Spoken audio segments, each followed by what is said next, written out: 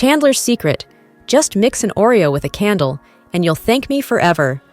It's incredibly easy, but trust me, you're going to be obsessed with what happens next. To get started, grab an Oreo cookie. Yup, just one will do for this trick. Separate the cream from the cookie. We only need the chocolate wafer part, so go ahead and set that cream aside. You can snack on it later if you like. Now, crush the Oreo wafers into fine crumbs. You don't need to grind them to dust, just enough to get a nice texture like this. Next, we need a candle. Any regular one works.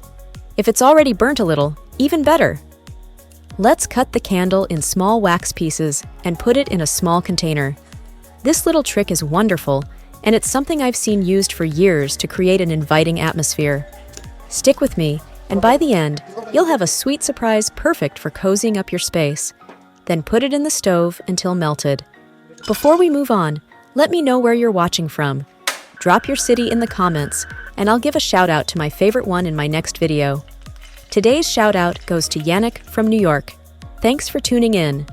Then let's pour the melted wax into a cut plastic cup. All right, now that we've got our Oreo crumbs ready, we're going to add them to the wax we poured earlier. Sprinkle the crumbs into the hot wax.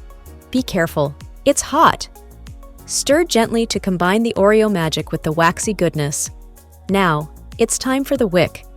Position the wick right in the middle of the jar, holding it in place as the wax cools down. I know you're probably wondering why we're mixing Oreos and wax. Lighting this candle releases the sweet, warm scent of Oreos into your room. It's like walking into a chocolate wonderland.